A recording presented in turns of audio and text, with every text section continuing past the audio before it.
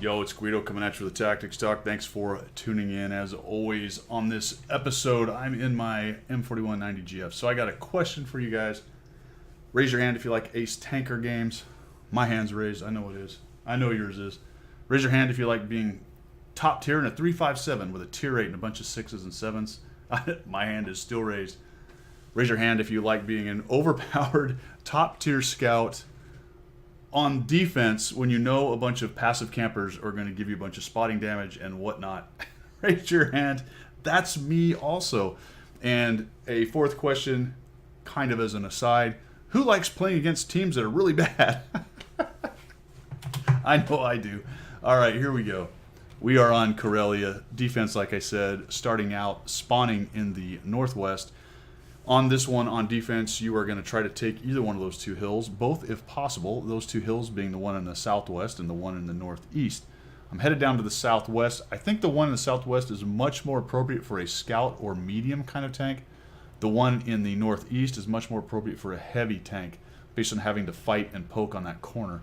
But this one has a lot more capability for dealing with light tanks like this, able to flex a little bit more around the area that you're going to fight. If you go up to the northeast one, you've really got that one corner where you're going to fight, and if you don't have a relatively heavily armored tank, some mediums will fit the bill, but and depression is also good, but a light tank on the northeast hill is kind of a painful one.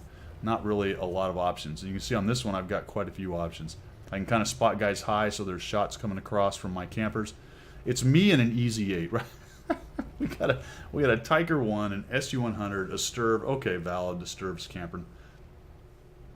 The Sturb is a sniper. Let's give him the benefit of the doubt. We're going to say he's sniping, not camping. That chat feels like he's maybe getting pressed, probably because his buddies are not helping him. He hits me. He's moving.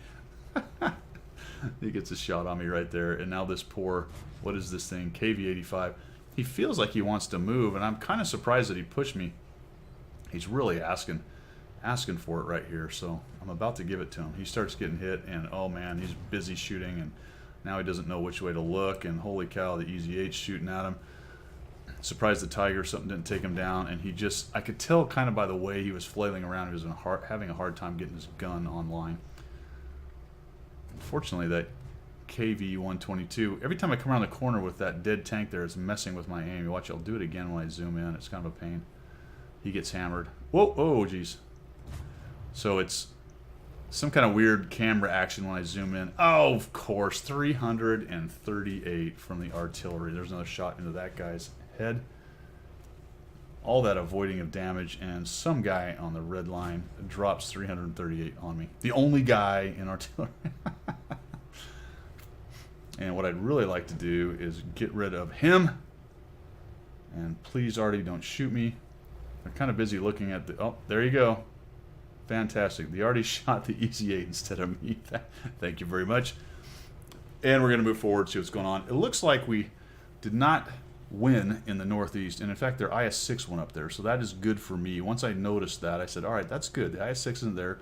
Their Sturv is actually up there as well. So there's the two most effective tanks.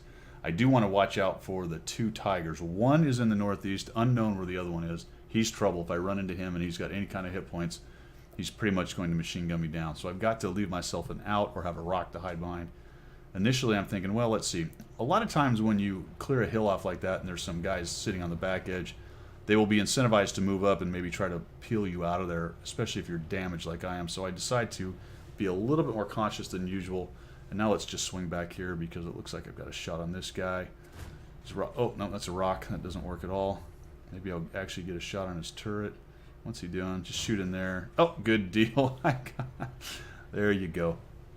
So I clear him out. He was a problem for the guys getting spotted near the cap. So now whatever campers they have, which is probably a lot actually, considering how many TDs they have, are not shooting across the map at our guys being spotted by that 3485. So I'll come back to this bush, see what I can find.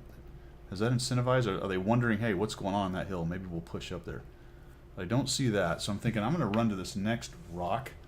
And then I got, oh, there's a Tiger 1 going across the middle. So let's swing back over here. No need going down closer to him. I can actually come up to the side of this bunker and probably get some good shots on the side of the Tiger 1.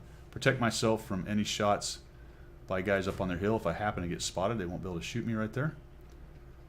Got to watch out for these rocks a little bit. He's in really bad shape, just absolutely getting wrecked. Tries to get around the rock, thinks he's high, hidden, but gets tracked, and down he goes. So there's a near 100%, or was 100% tiger just eating for lunch. And our tiger has moved up. So that's a good support tank for me, a good guy to have around. He's got all kinds of DPM. The E25 has moved up. That's a bit dangerous. So I'll come in here, see if I can't take him down. Down goes that guy. And now I need to go help out Mr. Tiger, who is, for some reason, having a really hard time taking on an E25. He's getting absolutely wrecked by an E25. That's incredible. I get spotted, so I don't want to get out in the open anymore than I have to. E25, yep, and that's exactly why, that stupid 3002. He's going to get another shot on me here. And I don't have enough to kill him. Reloading, reloading. Oh, and that's very helpful. Very helpful. Did I just say Artie was very helpful? I don't mean that. I was very lucky. Loser Artie. Good on him. Good on him. I needed that guy dead. I think I would have killed him anyway, but I probably would have eaten another shot from that 3002, who, oh, by the way, is camping on their cap. Great place for him. Oh, there he is. Look at him. Look at him scurry away like the cockroach he is. Oh, darn it. I miss him. But it doesn't matter. He dies, I think. Yes, there he goes. Cleanup on aisle 2. I'm at 2,800. I've got 1,500 spotting. This pretty much went as I wanted it to. I more or less had my way up on that hill. From the initial assessment of what was going to happen in the game to what I thought might get deployed where. The only wild card that I was worried about moving in was, where is that IS-6 going to be? If the IS-6 shows up, I actually get that shot. If the IS-6 shows up on the hill I went to, that's very problematic for me. Put another shot in here, and I thought I had this guy, so this is pretty funny actually. I'm like, all right, I'm gonna get this C-100. This will be awesome. Here we go. What the heck? Oh, he got me. Okay. Well, he's reloading, so I got him right. I don't know. The GW Panther clips me from, I don't know. He oh, what a great game mechanic that is. At least it was more or less a direct fire shot. So he takes me down. Su-100 is going to get jumped on by the P-43 TER. I end up with 3,281, 5 kills on this thing with 1,900 spotting damage. We clean these guys up. So like I was saying, had the IS-6 showed up on my side, it would probably have been a different story. I'd have been much more defensive and on the back heel more than being as forward and pushing. But once I noticed he was up there in the northeast, and after we killed a few of the initial guys there, we were just going to have our way down there on the southwest hill. And that's pretty much how you win this. You don't win it by sitting back and camping. If anyone is watching this and you believe that the right move on this map is to sit back and camp, I would like to disabuse you of that thought right now, minus a few tanks, such as the Sturv. And if you are going to be a TD in the back, and I only recommend this for casemates and not for mediums and heavies, but if you are going to do that, make sure you're far enough forward that you can support the hill guys. It's easy to be too far back, and you do have to watch out for being spotted by guys that come up this ramp or here, so watch out for that, where your positioning is. If you are going to be out in the open, make sure you have a rock you can cover up on if you do happen to get spotted, but at least be far enough forward that you can support the guys up here and down there. All right, guys, that's all I've got for this one. Thanks for tuning in. As always, appreciate your support of the channel, and we will see ya.